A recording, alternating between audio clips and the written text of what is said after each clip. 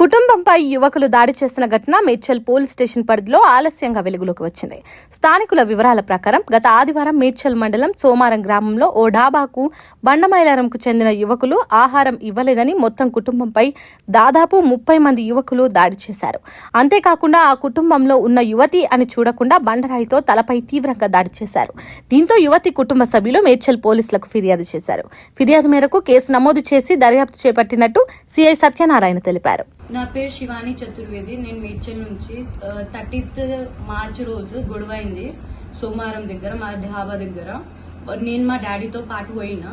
అక్కడ పోగానే ఒక అబ్బాయి ఉండు, కానీ మేము ఆయన మీద ఏం చేతి లేపలే, ఆయన ఏం తిట్టలే. కానీ ఆయన మా చెఫ్ని కొట్టేసిండు. కొట్టిన తర్వాత ఆయన పిలిచిండు. 28 మెంబర్స్ వరకు వచ్చిర్రు.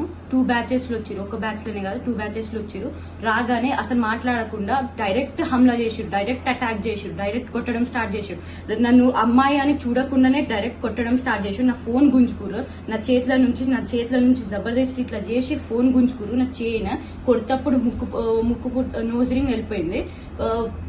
ఘోరంగా అంటే ఘోరంగా స్టోన్స్, స్టిక్, రాడ్ తీసుకొని ఏం దొరుకుతుంది దాంతో, అది క్యారెట్స్ ది నేను బ్యాగ్ పట్టుకున్నా. ఆ క్యారెట్స్ బ్యాగ్ తీసుకొని నా మీద కొట్టారు. పండు పెట్టి కాలుతో తన్నారు, గలీజ్ గా తన్నారు అండ్ నరకం చూపించినారు. ఆ అబ్బాయి సిగ్గు లేకుండా, బుద్ధి లేకుండా అక్కడ వాళ్ళ బిహేవియర్ అది చాలా గలీజ్గా ఉంది. దాని తర్వాత కొట్టిన తర్వాత బెగ్గు చేసిన, అన్న ప్లీజ్ వదిలేసేయండి, నాకు రక్తం ఇట్లా కారుతుంది. కానీ వాళ్ళని బెగ్గు చేస్తే కూడా వాళ్ళు కొంచెం దయ చూపించకుండా మా కార్ కీ గుంజుకున్నారు. ఎలౌ చేస్తలే మమ్మల్ని హాస్పిటల్ రానికి.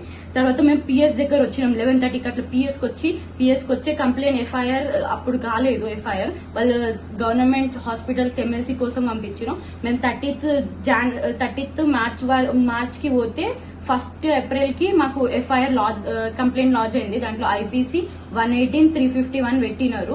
కానీ ఇది అంటే బెయిలబుల్, వాళ్ళు బెయిల్ మీద తిరుగుతురు బయట అండ్ ఛాన్సెస్ ఉంది వాళ్ళు వచ్చి మళ్ళీ అటాక్ చేస్తారు. ఎవరు గ్యారంటీ ఏం తీసుకోలేరు. ఇప్పుడు మా ప్రాణ వాల్యూ వాళ్ళకి తెలుస్తలే అండ్ వాళ్ళకు ఆ హ్యూమన్ బీయింగ్ లైఫ్ ఎట్లుంటది అనే ఆ వాల్యూ వాళ్ళకి లేదు, దిమాగ్ లేదు. అన్ఎడ్యుకేటెడ్ పీపుల్స్ వారు.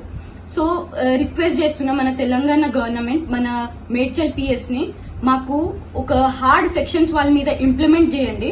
వాళ్ళకు జైలు పంపించాలని ఒక రిక్వెస్ట్ ఉంది. వాళ్ళు పనిష్మెంట్ లేకుండా ఇట్లా బయట తిరిగితే వాళ్ళకి హ్యూమన్ వాల్యూ తెలియదు. అసలు రోడ్ మీద ఇట్లనే మర్డర్ చేసి వెళ్ళిపోతారు. నేను చాలా సార్లు 100 మీద డయల్ చేసిన, కానీ అక్కడ నుంచి ఏం రెస్పాన్స్ లేకపోతే నా ఫోన్ నేను ఫోన్ తో వీడియో రికార్డింగ్ చేసేటప్పుడు ఒక అబ్బాయి వచ్చి నన్ను కొట్టి నా ఫోన్ గుంజుకున్నారు, చైన్ గుంజేసిరు. చాలా అంటే చాలా ఘోరంగా నన్ను కొట్టినారు. ఒక అమ్మాయి అని ఒక కాలుతో ఇక్కడ తన్నారు. నన్ను రక్తం కారిందని బాధ లేదు, కానీ కాలుతో తన్నిండని చాలా బాధ ఉంది. డిస్రెస్పెక్ట్ఫుల్. ఒక అమ్మాయిని ఇట్లాంటి సిచ్యువేషన్ లో కొట్టడం వెరీ బ్యాడ్. నేను బెగ్ గుట్ట చేసిన వాళ్ళని ప్లీజ్ అన్న ప్లీజ్. గొడవ ఎందుకు జరిగింది?